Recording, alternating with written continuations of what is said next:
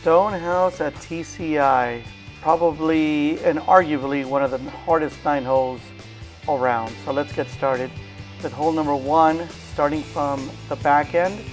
It's very tricky. You don't want to pull driver here. You want to have a 5-iron or 6-iron and a draw right off that right bunker there, because if you hit driver, go right through those trees, you're in deep trouble. And you definitely don't want to overhook it, because left of these trees on the left side is a parking lot. So you only want to hit about a 200-yard shot, maybe 5-6 iron with a nice draw up there on the right side, so you can have a clear view. This is a par 5.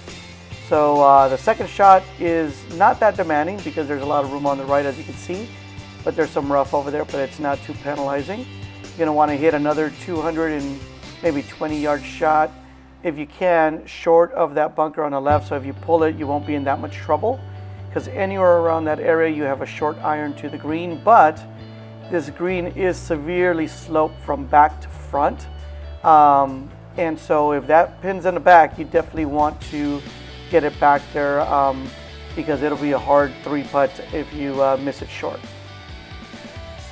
Hole 2 is a shorter par 4 downhill, a little bit left to right. The only issue with this hole is that wind. So depending on the wind, it'll push it left to right. So you want to aim on that left side and hit a nice little fade.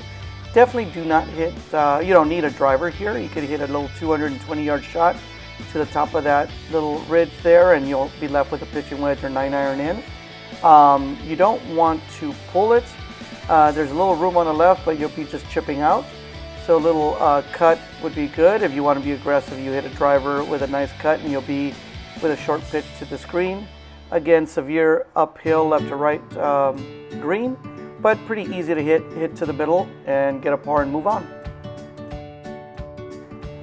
Hole 3 has to be one of the harder holes on this back 9, just because this tee shot and the second shot are so demanding. You got to hit very, very solid shots, because it is a little bit of an upslope here, and so you want to hit a driver and you want to hit it solid, right? Because if not, on the right side you're chipping back out.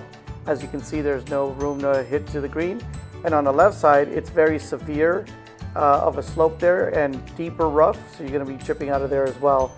But the hardest part of this particular hole is the second shot, because even with a good tee shot, you're left with 150 to 170, and it is exposed. So this green is, you can't tell from the drone, but it is downhill, and it is very exposed to the wind. So you're going to have to hit a very, very piercing shot to hold this green, or else it could veer left or right based on the wind.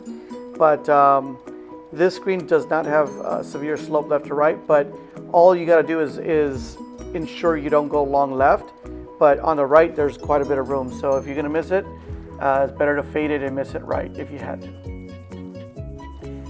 Hole 4 is a shorter par 4. Little slight dog leg left at the top.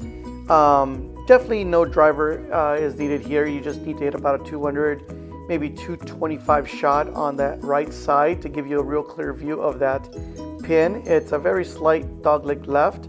There's some room on the left side, so if you overdraw it, if you get a little overzealous, it won't kill you. The rough is not all that penalizing here, but those bunkers do come into play with a driver, so you got to hit less than a driver if you can. And this green is not that severe, not that hard to hit. You just have to hold it. So a high soft shot is very much needed. You just don't want to go long right. That's a hard up and down. Okay, now you're getting into a harder par 3, long, about 200 to 235, depending on what time of the day you play it, what tees you play. But if it's in the afternoon, like the high schoolers do, that wind, it'll be daunting. So you definitely want to hit a 3-iron, 4-iron hybrid to the front of this green. If you're going to miss it short right in front so you can pitch it, because it is a severe downslope from back to front. The only place you don't want to miss it is long, obviously, because then you could be left with a long chip, then 3-putt, and then you're in trouble. Now to the hardest hole on the 9, and probably one of the hardest holes in all of Inland Empire if you're over San Diego County. This is very, very difficult. There's a long tee shot. As you can see, fairway slopes left to right. On the left, if you miss it left, those are white stakes, so you have to re-tee. But if you miss it right, those are red. So most top players will miss it right to give that second shot. But It is exposed to the wind, very, very difficult. Driver is definitely needed, and even if you hit a great driver, you're still going to be left with a long iron shot to this very, very severe downhill green and completely exposed to the wind because of that mountain you see over there by the freeway up there. It is very, very daunting because of all the trees. Everything's hard to see. Not easy to hit this green. And once you get to this green, if you're going to miss it anywhere, it's going to be short right.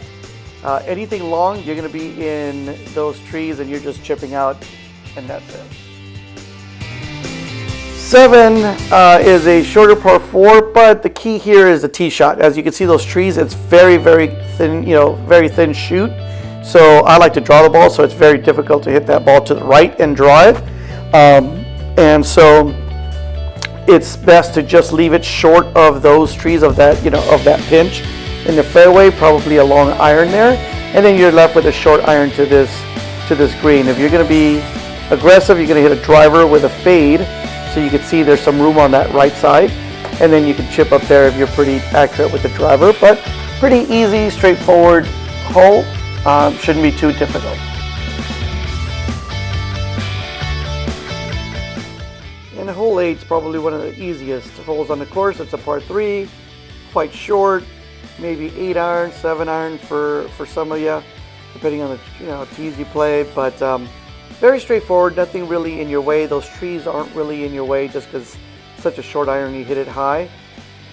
It's not so sloped. You miss it short, pretty easy pitch. You miss it left, easier to get up and down. And one of the more fun holes is a par 5 to end. Everything is about this tee shot. As you can see, there's trees right. There's this creek that runs in, so if you hit it short, you're in trouble. But basic hybrid or driver down to the middle of that fairway.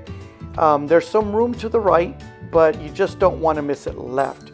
So if you want to hit fade off of this tee and miss it right, it's not too bad. And then the second shot, you can either hit it short of that water, which is what I recommend. So hit an iron, shoot it to the water, make sure you don't get to that point, or get more aggressive and get like a 6 iron, 5 iron, and lay up on the left side on the right of that far bunker, so then you don't have the water to contend with.